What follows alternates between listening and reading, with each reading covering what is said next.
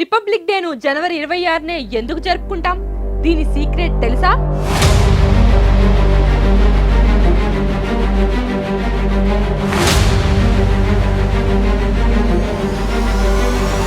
August 15, జనవరి 26 ఈ రెండు తేదీలు వచ్చాయంటే చాలు దేశమంతా దేశభక్తితో పొంగిపోతుంది. స్కూళ్లు, కాలేజీలు, ఆఫీసుల్లో జాతీయ జెండా సగర్వంగా ఎగురుతుంది. దేశం కోసం ప్రాణాలర్పించిన అమర వీరులను, స్వాతంత్ర సమర యోధులను దేశమంతా భక్తి శ్రద్ధలతో స్మరించుకుంటుంది. కుల, మత, ప్రాంత విభేదాలు లేకుండా అందరం భారతీయులం అనే భావనతో ప్రతి ఒక్కరూ కలిసి జరుపుకుంటాం. అయితే ఆగస్టు 15న స్వాతంత్ర దినోత్సవం, జనవరి 26వ తేదీన గణతంత్ర దినోత్సవం జరుపుకుంటామని అందరికీ తెలుసు. కానీ అసలు గణతంత్ర దినోత్సవాన్ని జనవరి 26నే ఎందుకు జరుపుకోవాలి అనే ప్రశ్నకు మాత్రం సరైన సమాధానం చాలా మందికి తెలియదు. 1950 జనవరి 26 నుంచి రాజ్యాంగం అమల్లోకి వచ్చింది కాబట్టే ఏటా అదే తేదీన రిపబ్లిక్ డే జరుపుకుంటున్నామని చాలా మంది అనుకుంటున్నారు. ఇది వాస్తవమే అయినా దీని వెనుక ఒక బలమైన కారణం కూడా ఉంది. అదేమిటో ఇప్పుడు చూద్దాం రండి.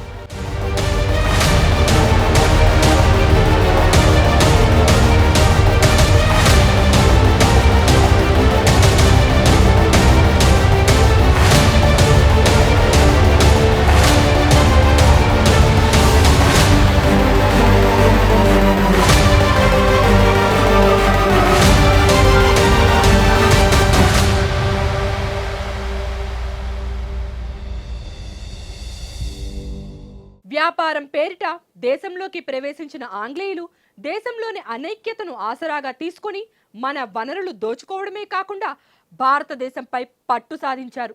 విభజించు పాలించు అనే విధానాన్ని దశల వారీగా అవలంబించి దేశాన్ని పూర్తిగా తమ చేతుల్లోకి తీసుకున్నారు.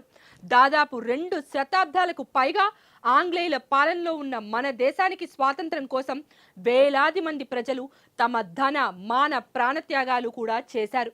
ఇక అహింస అనే ఆయుధంతో భారతీయులను ఒక్క తాటిపైకి తీసుకొచ్చిన గాంధీ జాతీయ ఉద్యమాన్ని కొత్త పుంతలు తొక్కించడం జరిగింది.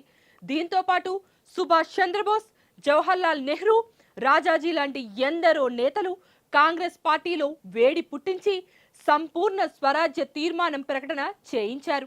నాటి బ్రిటిష్ పాలకులు స్వాతంత్ర ఉద్యమాన్ని ఎంతగా అనగదొక్కాలని చూసినా నాయకులు, ప్రజలు సుదీర్ఘంగా పోరాటం చేయడంతో దేశానికి 1947లో విముక్తి లభించింది. అయితే 1947 ఆగస్టు 15వ తేదీన స్వాతంత్రం వచ్చిన 1950వ దశకంలో మన రాజ్యాంగం అమల్లోకి రావడంతో దేశానికి సంపూర్ణ స్వరాజ్యం సిద్ధించింది. 1858 నుండి 1947 వరకు సాగిన బ్రిటిష్ పాలన భారతదేశంలో తీవ్రమైన ఆర్థిక దోపిడీ, సామాజిక అణిచివేత మరియు సాంస్కృతిక విధ్వంసానికి ఎంతో కారణమైంది. భారీ పన్నులు, కరువు కాటకాలు, పరిశ్రమల నిర్వీర్యం మరియు అమానవీయ చట్టాల ద్వారా భారతీయులు తీవ్ర పేదరికానికి, వేదనకు గురయ్యారు. వనరుల తరలింపు మరియు వివక్షతతో కూడిన విధానాలు బ్రిటిష్ ప్రయోజనాల కోసం రూపొందించబడడంతో మన దేశానికి స్వాతంత్రం కావాలన్న ఆలోచనలు మొదలయ్యాయి. అయితే 1919 ఏప్రిల్ 13వ తేదీన జరిగిన జలియన్ వాలా బాగ్ ఉదంతం భారత స్వాతంత్ర కాంక్షను తీవ్రతరం చేసిందని చెప్పచ్చు. ఈ ఘటన భారత స్వాతంత్ర సంగ్రామంలోని అత్యంత విషాదకరమైన, క్రూరమైన ఊచకోత అని కూడా చెప్పచ్చు. అమృత్సర్లోని జలియన్ వాలా బాగ్లో శాంతియుతంగా సమావేశమైన నిరాయుధులైన వేలాది మంది భారతీయులపై బ్రిటిష్ జనరల్ డయ్యర్ సైన్యం నిరంకుశంగా జరిపిన కాల్పులలో వందలాది మంది మరణించారు. అంతేకాకుండా ఎంతో మంది గాయపడ్డారు.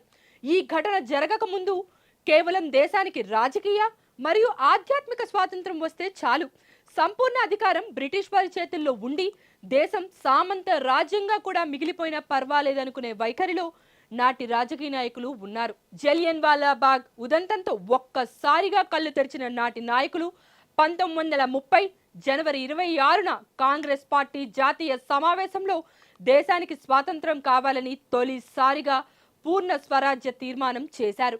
నెహ్రూ సారథ్యంలో రావి నది ఒడ్డున త్రివర్ణ పతాకం ఎగురవేసి భారతీయుల స్వాతంత్ర సంకల్పాన్ని బ్రిటిషర్లకు చాలా గట్టిగా వినిపించారు.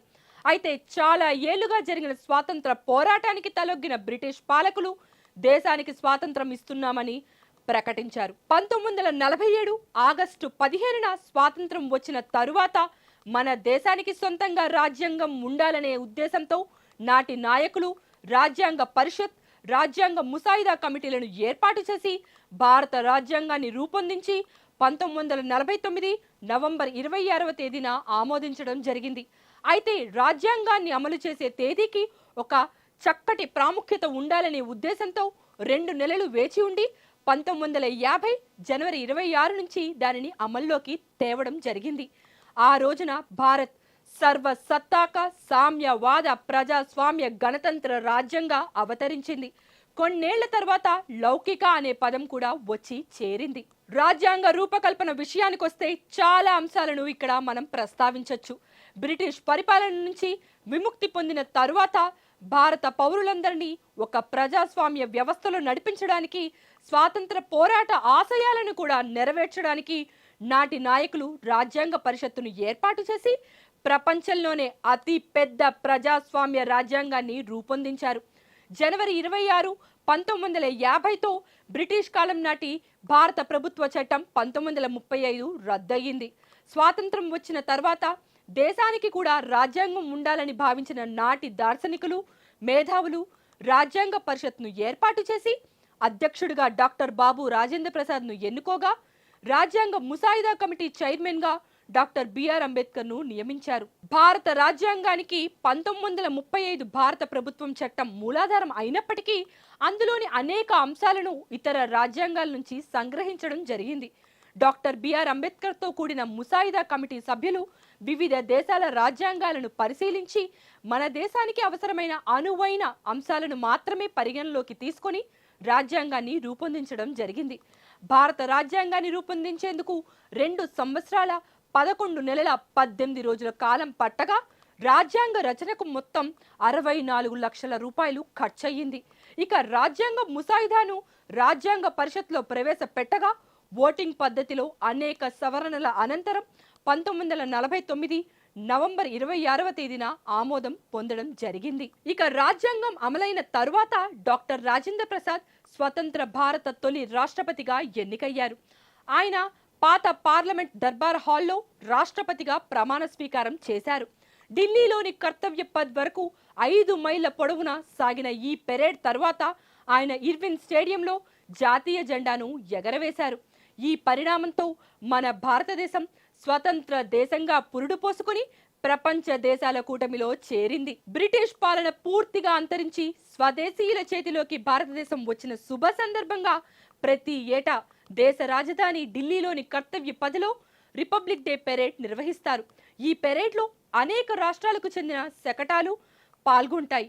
రాష్ట్రపతి, ప్రధానమంత్రి, కేంద్ర మంత్రులు తదితరుల సమక్షంలో రాష్ట్రాలు సాధించిన అభివృద్ధిని తెలియజేసే శకటాలు ఈ పెరేడ్లో అద్భుతంగా ప్రదర్శిస్తాయి. రాజ్యాంగం అమల్లోకి వచ్చిన రోజును పురస్కరించుకొని రిపబ్లిక్ డే నాడు నగరాలు మొదలుకొని గ్రామాల వరకు, పార్లమెంట్ నుంచి పంచాయతీ కార్యాలయం వరకు ఊరూరా వాడవాడలా గణతంత్ర దినోత్సవ వేడుకలు అంగరంగ వైభవంగా జరుగుతాయి. ముఖ్యంగా పాఠశాలలు, కళాశాలల్లో గణతంత్ర దినోత్సవ వేడుకలు ఉత్సాహంగా జరుగుతున్నాయి. గణతంత్ర దినోత్సవాన్ని ఏడాదికోసారి వేడుకలా జరుపుకొని మర్చిపోవడం కాదు. అసలు గణతంత్ర దినోత్సవం అంటే ఏమిటి, ఎందుకు జరుపుకుంటున్నాం, రాజ్యాంగం మనకు ఇచ్చిన హక్కులు ఏంటి, బాధ్యతలు ఏంటి అనే విషయాలు కూడా అందరూ తెలుసుకోవాలి. గణతంత్ర దినోత్సవ గొప్పదనాన్ని పెద్దలు మన భావి భారత పౌరులైనటువంటి పిల్లలకు ఎంతో చక్కగా తెలియజేయాలి. ఎందరో మహనీయులు ప్రాణాలర్పించి తెచ్చిన ఈ స్వాతంత్రాన్ని మరియు గణతంత్రాన్ని అనుభవించడమే కాకుండా మహనీయుల ఆదర్శాలను, ఆకాంక్షలను పాటించాలి. కేవలం మనకు రాజ్యాంగం ఇచ్చిన హక్కుల కోసం పోరాడడం మాత్రమే కాకుండా అదే రాజ్యాంగం ఇచ్చిన బాధ్యతలు కూడా విస్మరించకూడదనే విషయాన్ని అందరం గమనించాలి. ఈ దేశం నాకు ఏమిచ్చిందని ఆలోచించకుండా నేను నా వంతుగా నా దేశానికి ఏమిస్తున్నాను, అసలు ఏం చేస్తున్నాను అని ఆలోచించి దేశానికి పనికొచ్చే పనులు ఎన్నో మనం చేయాలి. దేశం నాకు ఏమీ ఇవ్వలేదని పరాయి దేశాలకి పారిపోవడం కాకుండా ఈ దేశం కోసం మనం ఏం చేయగలమో చేసి చూపించాలి.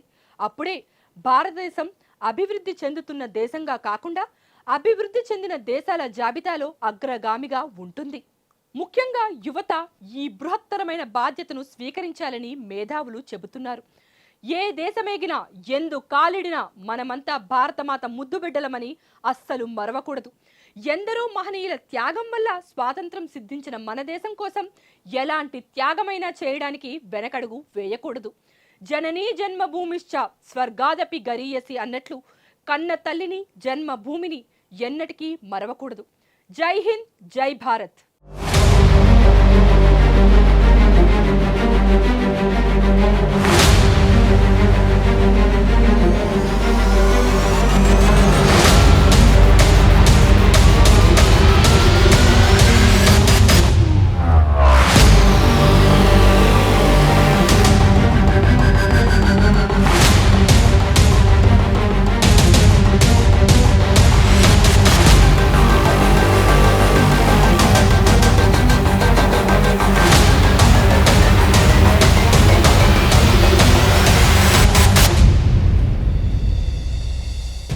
Please subscribe to the channel and download the Politicos app from the links in the description.